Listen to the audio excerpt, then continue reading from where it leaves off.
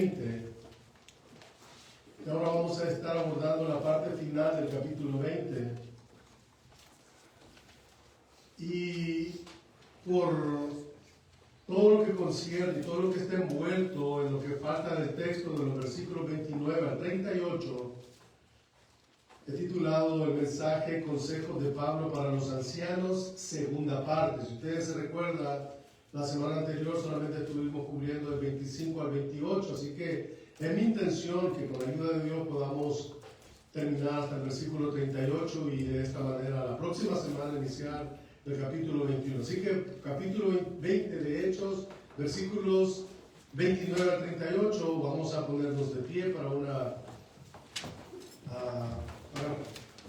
forma de reverencia a la hora de leer la Escritura como congregación, y lo vamos a leer si podemos al unísono. Y dice así el Señor en su palabra. Lucas, el escritor humano, el Espíritu Santo, el divino, dice así la palabra inspirada: porque yo sé que después de mi partida entrarán en medio de vosotros lobos rapaces. Y yo quiero que con conciencia leamos esto. Fíjense que una de las cosas que advierte Pablo a los ancianos, él ya les dijo en el 28, mirad por vosotros. O sea, él está diciéndole a Pablo, mirad por vosotros. Luego le dice, y por todo el rebaño, en el que el Espíritu Santo les ha puesto por obispos. Pero en el versículo 29, porque yo sé que después de mi partida entrarán en medio de vosotros lobos rapaces que no perdonarán el rebaño. Van a venir de afuera, dice el 30. Y de vosotros mismos se levantarán hombres. Hermanos, esto es inquietante. Para mí lo es, no sé si para usted lo es. ¿Quién, volteemos a ver a nosotros, quién de vosotros se va a levantar de lo que dice Pablo? Yo espero que ninguno de nosotros, hermanos, yo les amo y no quisiera que eso sucediera, pero dice Pablo, y de vosotros mismos se levantarán hombres que hablen cosas perversas para arrastrar tras sí a los discípulos. Por tanto, velad, acordándoos que por 3 años de noche y de día no he cesado de amonestar con lágrimas a cada uno. Y ahora, hermanos, os encomiendo a Dios y a la palabra de su gracia, que tiene poder para sobreedificaros y daros herencia con todos los santificados. Ni plata, ni oro, ni vestido de nadie he codiciado. Antes, vosotros sabéis que para lo que me ha sido necesario a mí, a los que están conmigo, estas manos me han servido. En todo os he enseñado que así se debe de ayudar a los necesitados y recordar las palabras del Señor Jesús, que dijo: más bienaventurado es dar que recibir. Cuando hubo dicho estas cosas, se puso de rodillas y oró con ellos. Entonces hubo gran llanto de todos, y echándose al cuello de Pablo le besaban, doliéndose en gran manera por la palabra que dijo, de que no verían más su rostro, y le acompañaron al barco. Padre bendito, reconocemos, Señor, nuestra debilidad, nuestra humanidad caída. Y, Señor, aún en medio de esa debilidad, aún en medio del temor, aún en medio de cualquier circunstancia en la que nosotros podamos estar, queremos decirte que alabamos tu nombre, Señor. No queremos, Señor, ser, como lo vamos a estar leyendo, nubes sin agua. No queremos ser como el metal que resuena y el címbalo que retiñe. Señor, que esta porción de la Escritura, Señor, nos mueva al que le falta moverse al arrepentimiento. Señor, úsalo para poder arrepentir o que alguien se arrepienta de su pecado, Señor. Si alguien, Señor, está vagando entre nosotros, o yo mismo podría estar vagando en esta misma circunstancia, Señor, ayúdame. Tú eres digno de toda gloria. Tú eres digno de todo honor. Señor, tu sacrificio es incomprensible para nosotros. Como un Dios tan santo y un Dios tan puro, sabiendo que nosotros fallaríamos aún ya sido reconciliados con el Padre, como sabiendo en su presciencia, en su conocimiento previo, como conociendo nuestra caída, nuestra condición, aún así no quitó su mirada de la cruz. Y al meditar en eso, Señor, lejos de seguir cómodos en nuestro pecado o en nuestra tibieza o en nuestra condición indiferente ante tu palabra y ante ti, muévenos, Señor, muévenos. Te necesitamos. A mí y a cada uno de mis hermanos, Señor, urgentemente necesitamos considerar nuestra condición y en qué peldaño nosotros estamos. ¿Qué es lo que hacemos para ti? ¿Cómo lo hacemos? ¿Cuáles son las motivaciones que tenemos? Y todo esto, Señor, nace de lo que queremos ver en este texto, Padre. Glorifícate en nosotros, glorifica a tu Hijo,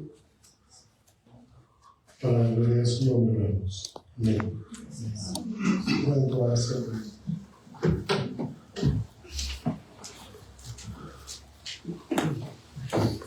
Dijimos la semana pasada que cuando hablamos de liderazgo, estamos hablando de algo que es malamente enseñado. Términos espirituales. Alguien llega a una compañía, alguien llega a una iglesia, alguien llega a algún lugar en donde se requiere esto y alguien dice, tiene madera de líder. Pero eso no siempre es cierto. Y el problema es de que cuando nosotros pensamos en eso, caemos, incluso la misma iglesia cae en el error de medir la madera del líder con aspectos que no tienen nada que ver con lo que en realidad se necesita. Y en este caso, en el caso espiritual, esto es delicado, y leyendo comentaristas y leyendo a otros hermanos que han predicado este texto, coinciden en lo mismo. El llamado al ministerio, el liderazgo espiritual, aquellos hombres que están encargados para guiar a la iglesia, hermanos, es cierto, es una posición privilegiada, pero es una posición delegada. Yo no tengo más autoridad de la que la Escritura da. De hecho, la única autoridad que existe aquí en la Biblia es la Escritura. Pero no deja de ser menos cierto que para los hombres que guían a la iglesia hay una autoridad que ha sido delegada, y ya lo vamos a ver más adelante. Así que el mundo pesa el liderazgo de una manera muy equivocada a cómo debe de ser el liderazgo en la iglesia. Y retomando el versículo 28, encontramos en esa sección algunas prioridades de liderazgo, prioridades en la iglesia. Y él está hablando a los ancianos, a los pastores, a los obispos de la iglesia de Éfeso, una iglesia que él había fundado. Estos hombres habían sido discipulados por por Pablo personalmente. Así que estos hombres tienen la responsabilidad de ahora en adelante de cuidar la iglesia. Y el primer principio que nosotros vimos la semana anterior, el número 1, fue que el liderazgo espiritual, el líder espiritual tiene que asegurarse de estar bien con Dios. El líder espiritual tiene que asegurarse de estar bien con Dios. Lo vimos la semana anterior. Si usted está a cargo de un grupo, usted está siendo visto como una influencia sobre ese grupo. Entonces, porque usted está siendo influencia para ese grupo, tiene que haber un sentido de responsabilidad, y por eso Pablo le dice a estos hermanos, a estos ancianos: mirad por vosotros. No hablemos de otra cosa. Miremos primero tu condición espiritual. Miremos cómo te estás conduciendo. Miremos si es tu carne la que sale a la palestra, o miremos si es el Espíritu que está gobernando tus actos, tus hechos, tu vida. Así que asegurémonos de estar bien con Dios. Necesitamos ser un vaso limpio, necesitamos ser instrumentos para honra, instrumentos santos, antes de que seamos aptos. ¿Para qué? ¿Para qué? Para lo que el Maestro quiera usarnos. Y Dios permita que de lo que falte del recorrido de nuestra iglesia podamos ir viendo el desarrollo de hombres y de mujeres que aman al Señor y que están dispuestos a sujetarse a la autoridad de Dios y sujetar su vida a la autoridad de Dios, y de esa manera van a ser prospectos, van a ser instrumentos útiles en las manos del Señor. Entonces la santidad personal es el cimiento, por decirlo de una manera, y la tarea, crean, la tarea más importante para el predicador no es el sermón. Sí es una gran responsabilidad el sermón. Sí es una gran responsabilidad, porque no voy a traer un papelito a la mitad partido y esperar ahí incluir. Ahora, antes de entrar, yo me puse a escuchar un hombre en el cual yo estuve varios años en esa iglesia. Hermanos, que Dios me perdone lo que yo voy a decir, pero da asco escuchar estos mensajes en donde están hablando de que por qué no duermes tanto, que por qué, o sea, cosas, hermanos. Yo creo que a esa gente, y tiene mucha gente, yo creo que a esa gente le iría bien mejor ir a un circo, o ir a una discoteca, o ir a cualquier otro lugar, menos que les estén engañando y les estén haciendo pensar que están en una iglesia y que están camino al cielo, cuando en realidad, hermanos, por lo que están escuchando, eso no es iglesia. La tarea personal, o sea, la santidad personal es el cimiento, y la tarea principal para el predicador es prepararse a él mismo y no su sermón. Obviamente, si usted es un líder o será un líder, un anciano, su tarea más importante no es preparar su clase, no es preparar algún bosquejo que va, no, es prepararnos a nosotros mismos para poder ser canales de bendición mediante Dios pueda operar y pueda salvar de manera eficaz al perdido. Si mi predicación o si mi disertación es una cosa y mi vida es algo más, hermano, yo he destruido el significado de mi lección. Por lo tanto, es importante para mí prepararme a mí mismo. Entonces, el sermón es importante. Como dije, no puedo yo venir aquí pretender que voy a predicar con un montón de ideas humanas acá. No. El sermón es importante, pero careciera de valor si no me afecta a mí primero. Entonces, mi responsabilidad de los ancianos y de los líderes es asegurarse de que su vida y la mía esté delante de Dios de la manera en la que tiene que estar. Versículo 28, por tanto, mirad por vosotros. Él le dice a estos ancianos, hermanos ancianos, miren por ustedes, la labor, el ministerio empieza con ustedes. Eso lo vemos en Primera de Timoteo, lo vemos en Tito, vemos los requisitos para un líder, para un anciano. Todos fueron espirituales. No hay uno que tenga que ver con cuestiones personales, no hay ninguno que tenga que ver con otras cosas, todo tiene que ver con la condición espiritual. Todos fueron espirituales a nivel personal, ningún hombre es útil para Dios si no está purificándose, si no está santificándose. Y usted únicamente va a ser útil en la manera en la que usted se está apartando para Dios. Y para ilustrar eso vamos a echar mano a la tan conocida porción de 2 de Samuel, capítulo 11, se recuerdan de David, el rey David. 2 de Samuel, capítulo 11, aconteció al año siguiente, porque como dije, todo tiene que ver con la condición espiritual, con la santificación. Segundo libro de Samuel, capítulo 11, versículo 1. Aconteció al año siguiente, en el tiempo que salen los reyes a la guerra. O sea, David no tenía por qué estar en el terrado. Que David envió a Joab y con él a sus siervos y a todo Israel y destruyeron a los amonitas y sitiaron a Rabá, pero David se quedó en Jerusalén. Falló. El ejército de Israel y todo el mundo sale a pelear, pero David se queda en su casa.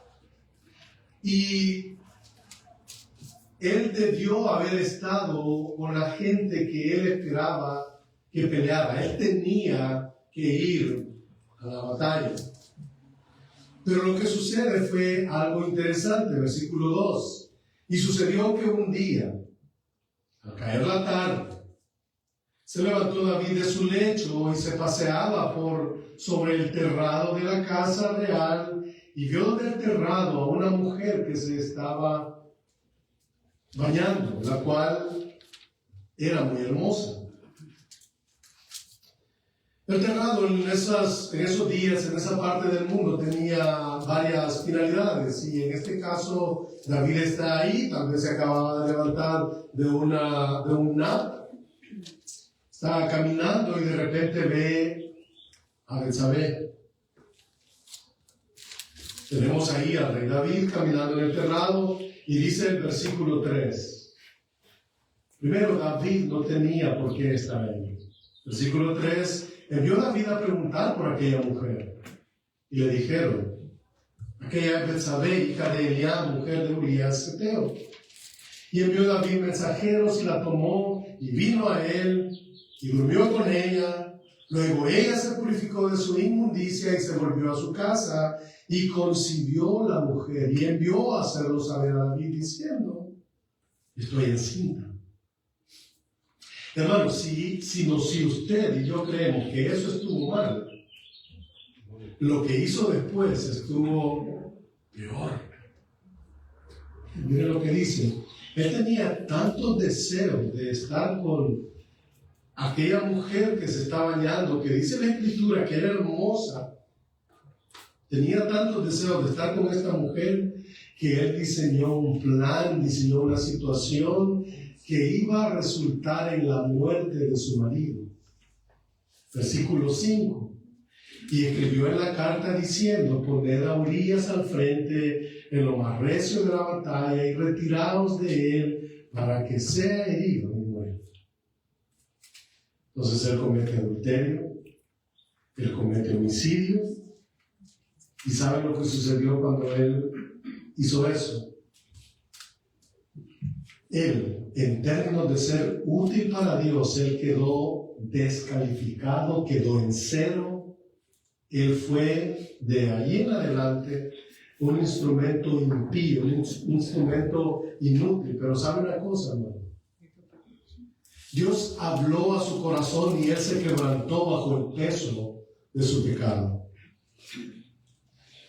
Y cuando él escribió sus sentimientos. Se recuerda en el Salmo 51, en uno de los salmos famosos, imprecatorios. Salmo 51, tenemos el corazón quebrantado de David por el pasado con Betsabé y Urías, y lo que él dice ilustra de manera muy exacta la verdad de él y también nuestra verdad.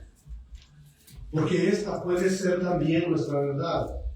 Y aquí está David clamando a Dios en medio del castigo por su propio pecado. No vamos a ir más allá de las consecuencias que desataron todo esto. Solamente vamos a ir a la oración, al corazón quebrantado de David en el Salmo 51. Ten piedad de mí, oh Dios, conforme a tu misericordia, conforme a la multitud de tus piedades. Señor, borra mis rebeliones. Lávame más y más de mi maldad y límpiame de mi pecado. Y mire lo que hace David reconociendo su condición. Y hermano, para poder ser útil en la mano de Dios, lo primero que tenemos que hacer es reconocer nuestra condición. Hermano, a Dios no lo podemos engañar. David lo reconoce y dice, porque yo reconozco no dice mi rebelión, reconozco mis rebeliones y mi pecado está siempre delante de mí. Contra ti solo he pecado y he hecho lo malo delante de tus ojos, para que seas reconocido justo en tu palabra y tenido por puro en tu juicio. En otras palabras, David está diciéndole al Señor, yo merezco cualquier cosa, lo que sea que tú me quieras mandar, aquí estoy. Reconozco mis rebeliones, perdóname. Y sigue diciendo en el versículo 5, he aquí en maldad he sido formado, y en pecado me concibió mi madre. He aquí tú amas la verdad en lo íntimo y en lo secreto me has hecho comprender sabiduría. Purifícame con hisopo y seré limpio. Lávame y seré blanco como la nieve. Hazme oír gozo y alegría y se recrearán los huesos que has abatido. Esconde tu rostro de mi pecado, Señor, y borra todas mis maldades. Y esta oración, hermanos, tiene que ser la suya y tiene que ser la mía. Crea en mí, oh Dios, un corazón limpio y renueva un espíritu recto dentro de mí. No me eches de delante de ti y no quites de mí tu Santo Espíritu. Vuélveme el gozo de tu salvación y el espíritu noble me sustente. Entonces enseñaré a los transgresores tus caminos. Pero solamente cuando él ha confesado todo, él puede ir y él dice al Señor en su oración. Entonces, cuando ya esté perdonado, cuando ya haya ido delante de ti arrepentido y reconocido mi pecado, entonces solamente ahí voy a poder estar capacitado y enseñaré a los transgresores tus caminos y los pecadores se convertirán a ti. David no habría valido nada en la enseñanza o en convertir a alguien hasta que él estuviera vivo. Él no es indiferente a su pecado y, hermanos, en la actualidad tampoco debería de ser el caso nuestro, ser indiferente. La primera prioridad en el ministerio de cualquier hombre es su propia santidad. Este hombre, escritor escocés de apellido McCain, él escribió una carta a un joven pastor. Él amaba mucho a este hombre y él escribió la carta y esto es parte de lo que él le dice en su carta. Todo lo que veo y cada día que estudio mi Biblia me hace orar más porque Dios comience a llevar a cabo una obra profunda, amplia y pura en Escocia.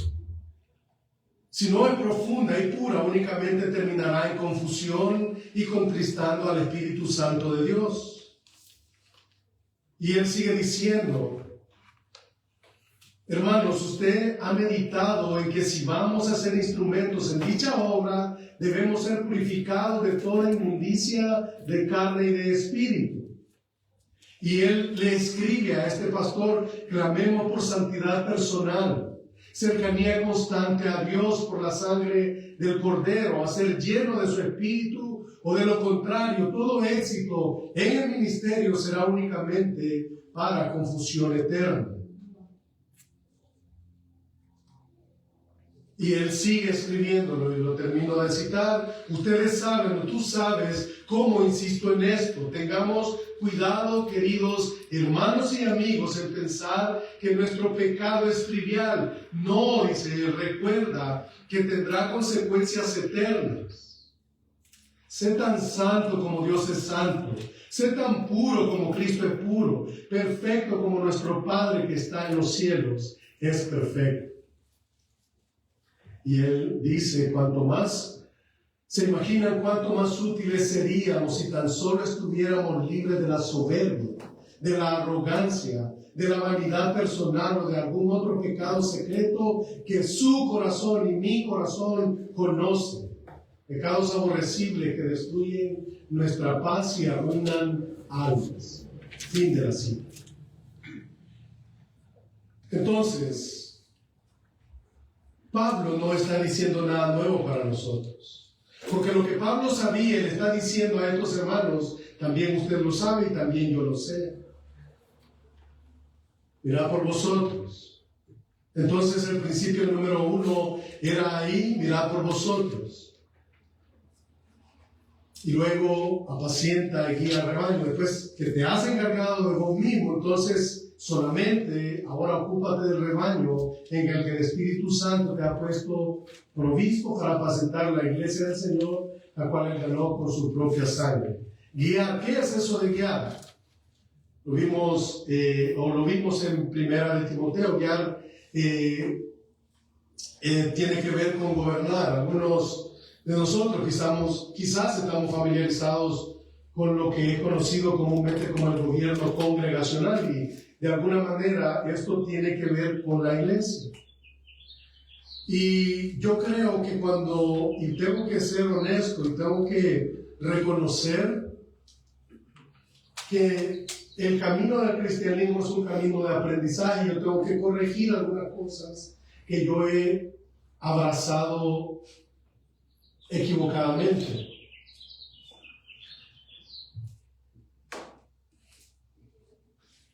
Nosotros conocemos lo que es conocido como el gobierno congregacional, y yo creo que eso no se puede desechar del todo, en donde la congregación gobierna. Eso no es lo que está en las Escrituras. En las Escrituras la congregación no gobierna.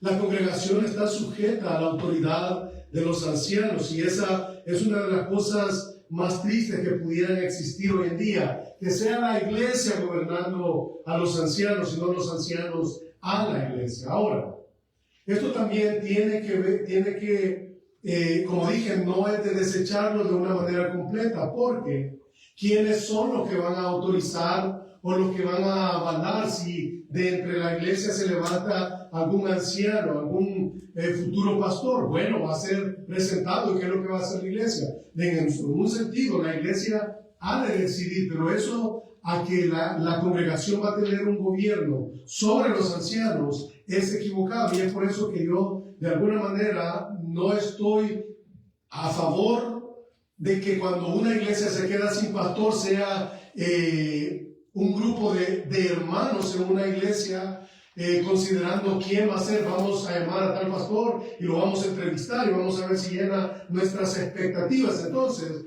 ya no es el Espíritu Santo poniendo a los pastores en la iglesia. Ahora entonces son los líderes de la iglesia. ¿Y sabe por qué es que yo estoy bueno, tengo que decirlo en contra de eso. Porque cuando Dios llama a alguien al ministerio, Dios soberanamente lo va colocando y lo va poniendo en el tiempo y en el espacio que Dios decide poner. Y otra cosa es, porque si se imaginan que yo voy a una iglesia y a mí, bueno, ven las cualidades, ven la predicación y a mí me contratan y yo firmo, entonces yo voy a ser empleado de ellos. Me van a correr cuando quieran. ¿Y el Espíritu Santo dónde queda? Entonces, yo tengo que reestructurar mi pensamiento congregacional en el sentido de que la iglesia se sujeta a los ancianos y no los ancianos a la iglesia. Ahora, la iglesia tiene, en cierta manera, cierto voto. Y hermanos, yo no estoy diciendo esto porque quiero ejercer autoridad sobre ustedes. Dios lo sabe. Dios lo sabe. Digo esto porque es bíblico.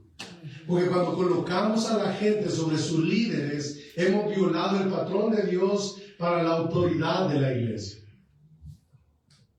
Eso sería lo mismo como, ¿qué le pareciera a usted si sus hijos están a cargo de los padres? ¿Cómo sería eso? ¿O cómo sucediera si mi esposa está encargada de que yo crezca espiritualmente? Papeles invertidos. No puede ser así. ¿Quién es la cabeza de la iglesia? Cristo. ¿Quién es la cabeza del hogar? Dios. Pregunta. ¿Estoy comportándome como esa cabeza? Entonces la congregación está sujeta a la autoridad de los ancianos. Una vez que esos hombres, hermano, una vez que esos hombres han sido escogidos por Dios y ordenados por Dios y colocados por Dios, deben de gobernar, no deben de liderar en lugar de Dios porque están comprometidos con Cristo. Entonces el liderazgo es importante, guiar el rebaño, tomar decisiones sabias, llevarlos a lugares. Esa es la labor de los pastores, de los líderes. Llevar a la iglesia a los lugares donde el pasto está más verde para que ellos puedan comer, puedan alimentarse.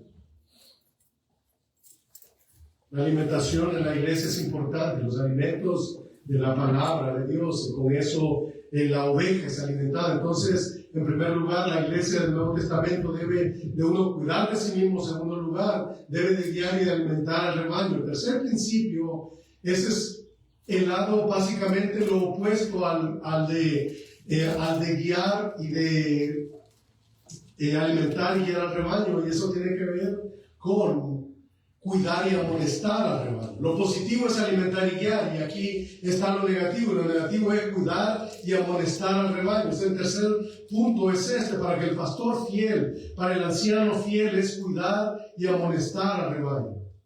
Esto es protección. Un buen pastor no nada más lleva a las ovejas con gusto y las saca a que la oveja coma y luego ahí las deja y el pastor se va. No, él cuida y observa los montes que están alrededor. Él mira, revisa si hay cuevas en donde la oveja pueda caerse. Mira los callejones, que no hayan lobos escondidos para que se lleven una oveja. El pastor está atento, él está alerta.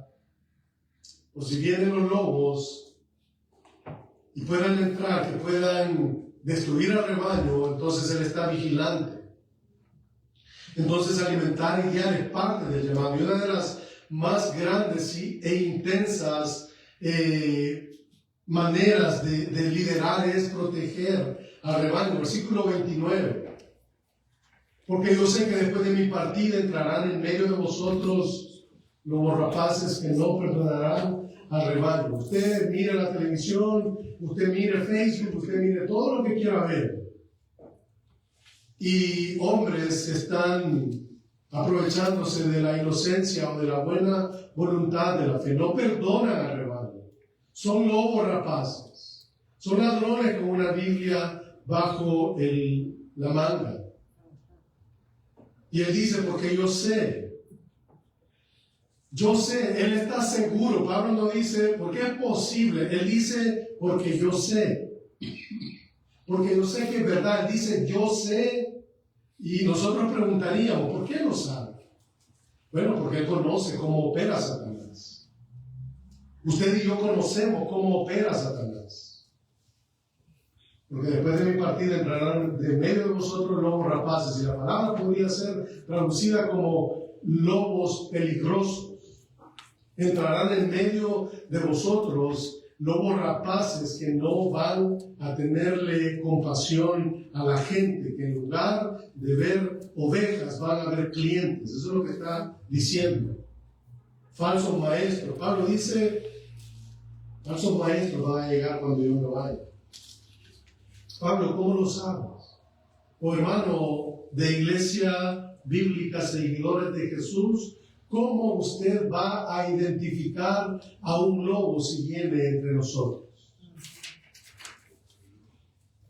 ¿Tenemos la capacidad de distinguirlo?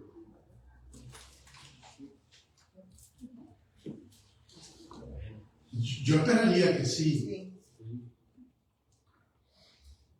Y él dice, Pablo está seguro, él dice, porque yo sé, porque yo conozco a Satanás, y donde quiera que la palabra es predicada, va a sembrar mentiras. En donde hay trigo, siempre va a haber cizaña. En donde quiera que la verdad es proclamada, Satanás entrará con mentiras para atacarla. Entonces, yo sé que después de mi partida, esa es una afirmación paulina.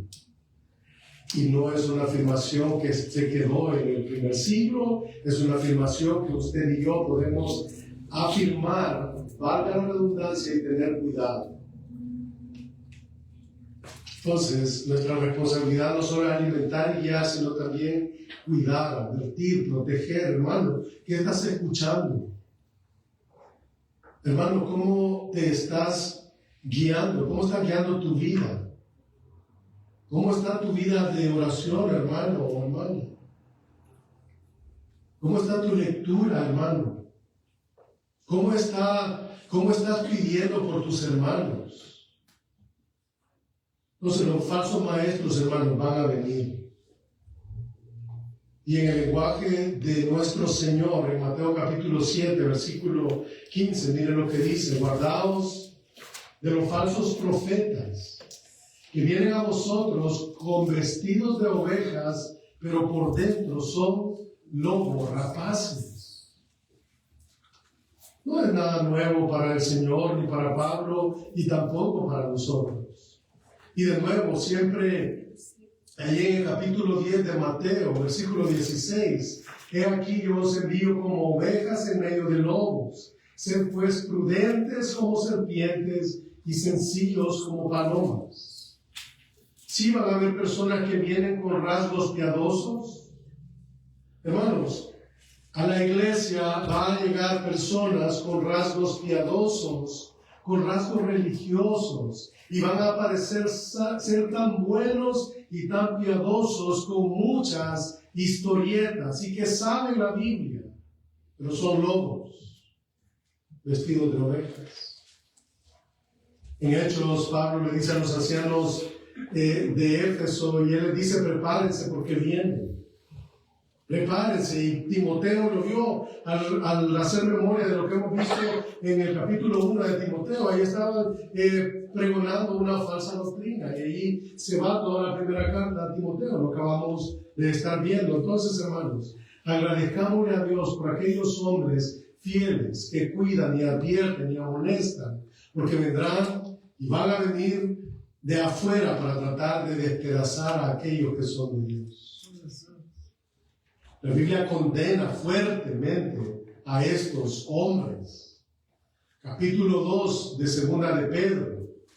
Segunda de Pedro, capítulo 2, versículo 2. El Señor condena fuertemente a los que son lobos.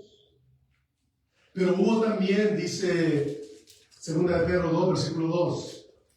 Pero hubo también falsos profetas entre el pueblo, como habrá entre vosotros falsos maestros que introducirán encubiertamente, va a parecer cierto, va a parecer verdad, por eso introducirán encubiertamente herejías destructoras y aún negarán al Señor que los rescató, atrayendo sobre sí mismos destrucción repentina, y muchos seguirán sus disoluciones, por causa de los cuales el camino de la verdad será blasfemado, y por avaricia harán, ¿qué dice? Eso nosotros lo miramos ahora. Harán mercadería de vosotros con palabras fingidas, pero miren lo que dice, sobre los tales, ya de largo tiempo la condenación no se tarda y su perdición no se duerme. Luego saltamos al versículo 17, siempre en segunda de Pedro. Versículo 17, miren lo que son. Y por eso, una vez más, echemos mano al versículo 28. Mirad por vosotros. ¿Por qué? Porque estos son fuentes sin agua, nubes empujadas por la tormenta, para los cuales la más densa oscuridad está reservada para siempre. Pues hablando palabras infladas y vanas, seducen con concupiscencias de la carne y disoluciones a lo que verdaderamente habían oído de los que viven en error. Wow. Pablo está probablemente, cuando escribe esto, está pensando primordialmente en los judaizantes legalistas, pero ¿en quiénes pensamos nosotros ahora? Así que otro enfoque de la doctrina falsa está en el versículo 30. No solo viene de afuera, sino que también viene de adentro. Versículo 30. Y de vosotros mismos se levantarán hombres que hablen cosas perversas para arrastrar tras sí a los discípulos.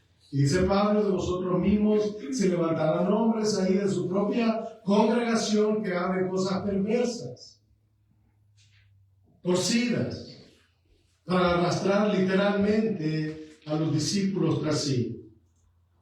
Hermano, los falsos maestros siempre quieren seguidores. Siempre buscan seguidores. Entonces el apóstol Pablo dice, no solo los de afuera, sino que también van a venir de adentro y estarán ahí.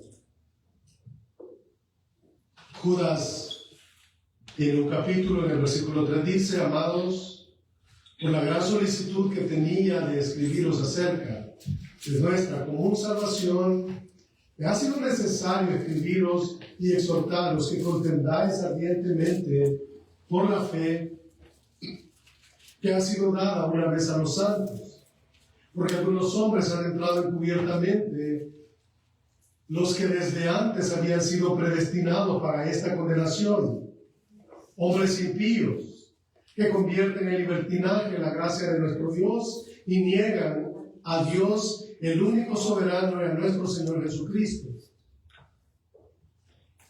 Eso es triste. Pablo dice en respuesta a eso, en el versículo 31, siempre de Judas, por tanto, velad,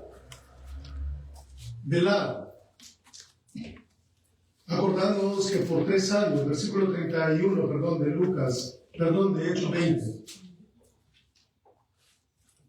Por tanto, velad, acordándonos que por 3 años, de noche y de día, no he cesado de molestar con lágrimas a cada uno. Velad en la primera, acordando que por 3 años, vigilancia, amonestación, eso es importante.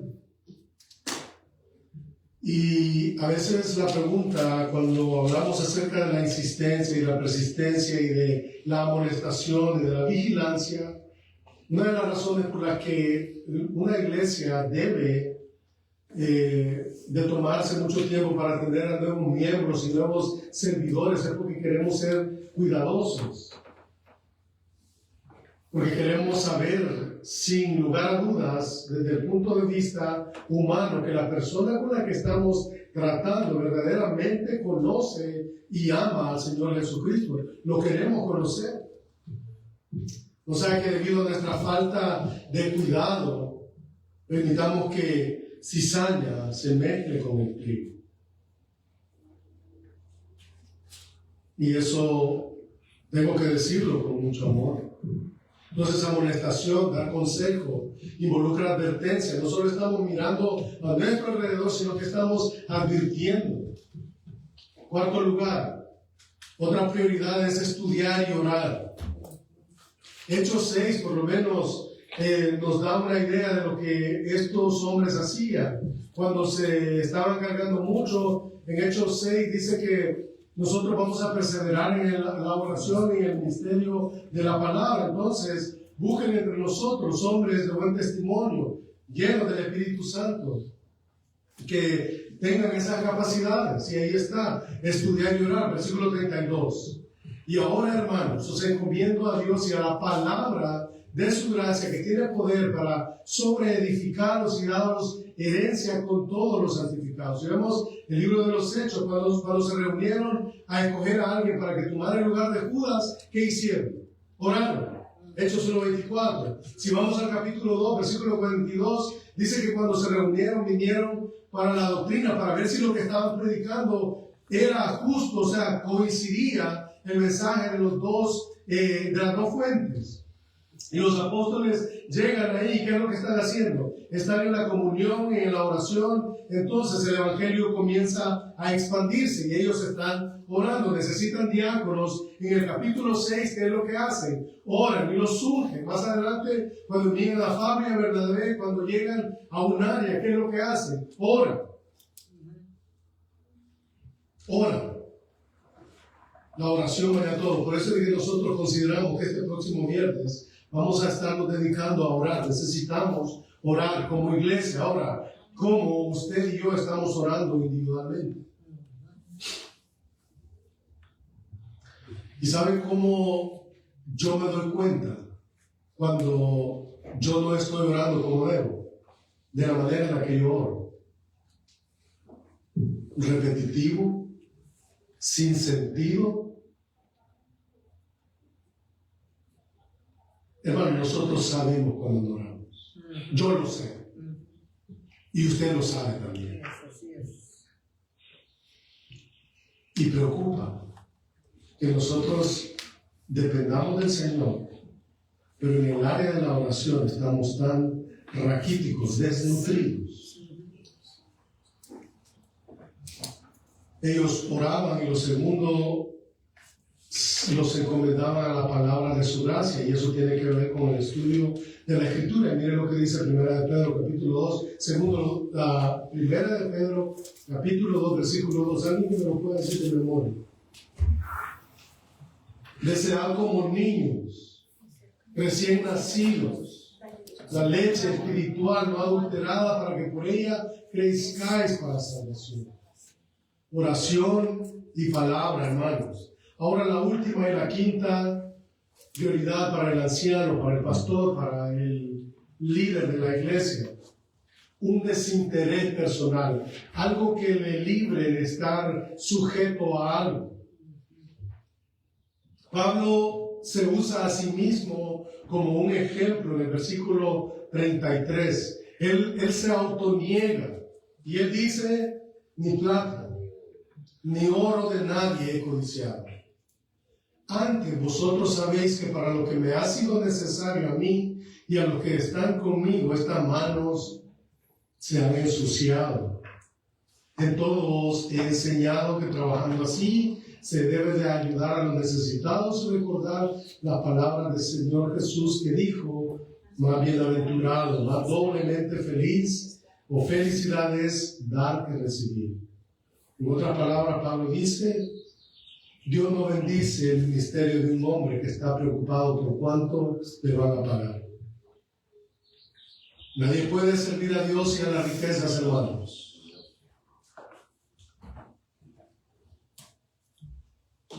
Libertad de interés personal. Este fue el corazón de Pablo. Él llegó a la ciudad y él dice: tengo derecho a pedirles. Él llega a las ciudades y él dice: hermano, yo tengo derecho a pedirles. El que vive para el evangelio, que viva del evangelio. Pero él dice: estas manos me han servido. Yo trabajo para ganarme la vida. ¿Y saben por qué lo hago? Posiblemente el corazón de Pablo. ¿Saben por qué lo hago? Porque yo quiero ser ejemplo de ustedes. ¿Sabe por qué? Porque si Dios quiere bendecir a alguien en el ministerio, al darle algo, está bien. Pablo, inclusive, cuando en 1 Timoteo lo estuvimos viendo, dijo que el anciano que era fiel era digno de doble honor en 1 Timoteo 5. Y la mayoría de los comentaristas dicen que eso significa que lo tengan por doble honor, está hablando de manera financiera. Y Pablo hizo la afirmación de que tengo derecho de recibir de ustedes. Eso está bien, tengo ese derecho, pero he escogido mostrarles un ejemplo de ganarme lo que necesito y de no ser una carga para ustedes, para la iglesia. Hermanos, para ir aterrizando. Cuando los hombres ponen precio a sus conferencias y a sus sermones, son un hedor en la nariz de Dios. Dan asco. Yo preferiría no decir nada y dejar que la gracia sea gracia, hermano. Dios sabe. Que la gracia sea gracia. Lo que Dios dé, hay que estar agradecido. Alguien pudiera decir, me gustaría que vinieras a tal conferencia. ¿Cuál es tu tarifa? What do you mean by that? ¿Cuál es tu tarifa? ¿Cuál es mi tarifa? Bueno, ¿cuánto cobras pues? Y yo pues diría, yo no cobro nada. Si Dios quiere que yo llegue ahí, pues yo llego y dejo que la gracia sea gracia. ¿Por qué? Hermanos, el líder, el pastor, el maestro, el anciano tiene que sentir esa libertad de no estar atado al dinero. Tiene que tener la actitud correcta hacia el dinero, la actitud correcta hacia el dinero. Que la gracia sea gracia. Una manera de decirlo bíblicamente. Quiero libertad para servir al Señor. Y si a la iglesia le place bendecir a aquellos que sirven como sus pastores, adelante, que la gracia sea gracia. Si dan algo, bueno; si no dan nada, igual de buenos. Dios sigue siendo bueno.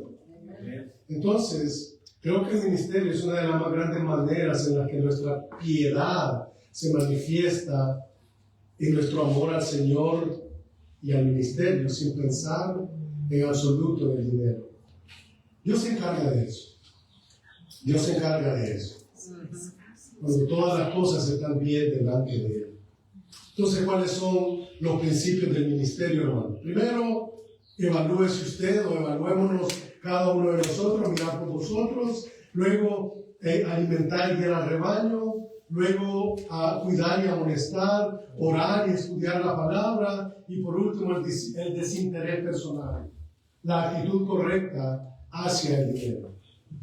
Y si llevamos a cabo nuestro ministerio, ¿sabe cuál va a ser la recompensa de todo lo que hemos venido estudiando? Versículo 36.